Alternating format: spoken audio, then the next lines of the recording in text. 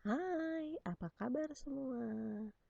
Ketemu lagi di materi tema 9, Kayanya Negeriku, di subtema 1, Kekayaan Sumber Energi di Indonesia. Sebelum kita memulai materi, yuk kita buka buku tematiknya terlebih dahulu. Tema 9, subtema 1, pembelajaran 1. Ada apa aja sih di pembelajaran 1 ini? Nah, kali ini kita akan membahas materi bahasa Indonesia dan IPS.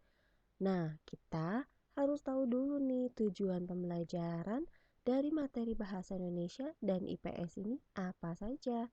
Nah, di materi bahasa Indonesia kita akan menggali informasi dari tokoh atau bacaan. Nah, di dalam menggali informasi ini, kita diharapkan menggunakan daftar pertanyaan. Nah, ada apa sih di tujuan pembelajaran materi IPS? Yang pertama, kita dapat mengetahui sumber energi yang banyak digunakan dalam kehidupan sehari-hari dengan rasa kepedulian. Kemudian, kita juga dapat mengetahui keterkaitan antara sumber daya air dan energi dengan penuh tanggung jawab. Oke, kita sampai di materi bahasa Indonesia. Untuk materi bahasa Indonesia kali ini tidak ada catatan, tetapi kita akan membaca, kemudian kita akan menggali informasi dari bacaan. Nah, terlebih dahulu kalian harus baca bacaan ini dengan teliti. Kemudian kalian dapat menjawab pertanyaan yang akan ditugaskan. Nah, kita akan mengulang kembali apa sih pokok pikiran dari setiap paragraf. Nah, secara umum atau teorinya, pokok paragraf atau pokok pikiran itu biasanya ada di awal kalimat. Selalu ada di awal kalimat, ya. Contohnya di paragraf kedua, air dan listrik menjadi kebutuhan manusia yang tidak bisa digantikan oleh apapun. Kegiatan sehari-hari akan terganggu ketika pasokan air dan listrik terganggu. Maka pokok pikiran atau pokok paragraf yang ada di paragraf kedua adalah air dan listrik menjadi kebutuhan manusia yang tidak bisa digantikan oleh apapun. Nah, biasanya ada dalam bacaan panjang itu pokok paragraf ada yang terselip atau ada di akhir paragraf. Tetapi yang biasanya di akhir paragraf itu adalah merupakan kesimpulan. Tetapi pada umumnya pokok pikiran atau pokok paragraf itu selalu ada di awal kalimat. Oke, nah sekarang yuk kita baca bacaan tentang air dan listrik. Oke, waktunya kita mengerjakan tugas di buku latihan tematik. Di sini ada 3 pertanyaan yang berhubungan dengan bacaan yang sudah dibaca. Nah, kalian harus menjawab pertanyaan ini menggunakan kalimat jawab. Seperti apa sih kalimat jawab? Yuk kita ulangi lagi. Di nomor 1 ada pertanyaan. Apa fungsi air dalam pembangkit listrik tenaga air itu? Nah, kalimat jawab itu kalian hanya menghilangkan kata tanya. Kata tanyanya apa? Kata tanyanya adalah apa. Nah, berarti kalimat jawab di pertanyaan nomor 1 adalah fungsi fungsi air dalam pembangkit listrik tenaga air adalah.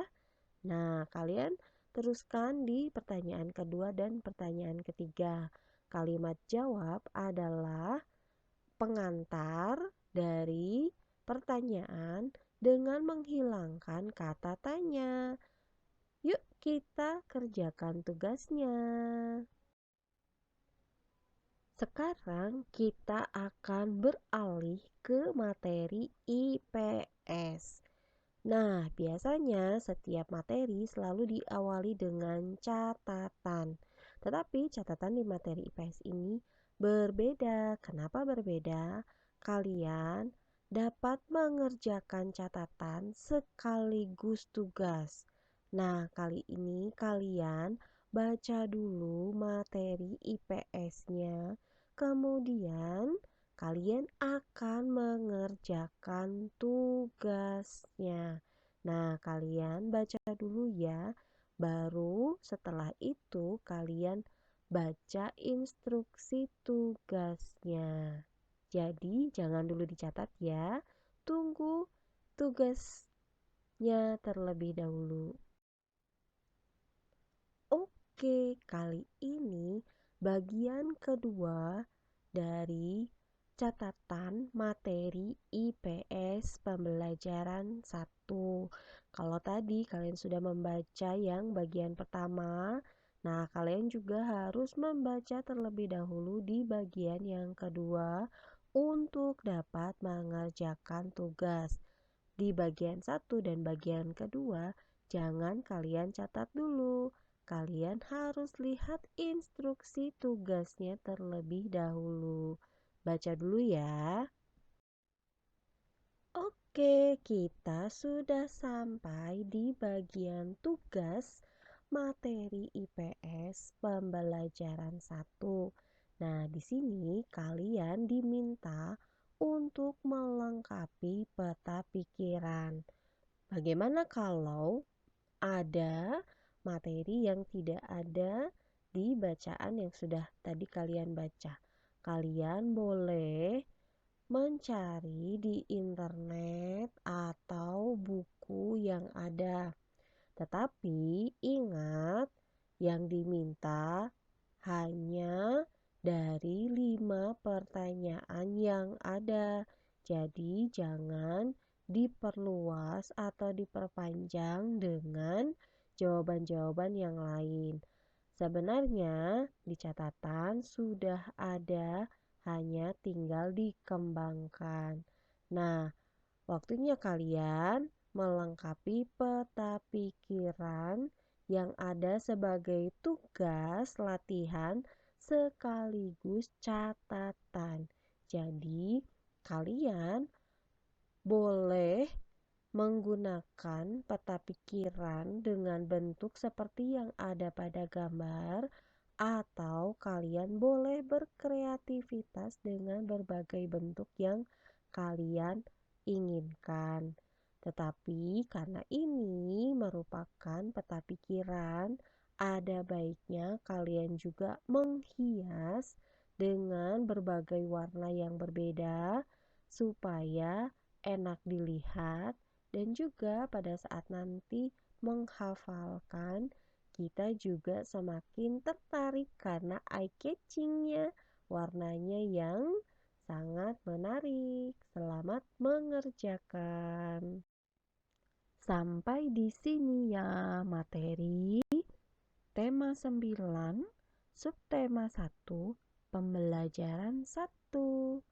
Sampai jumpa di materi berikutnya. Selamat belajar dan tetap semangat. Bye-bye.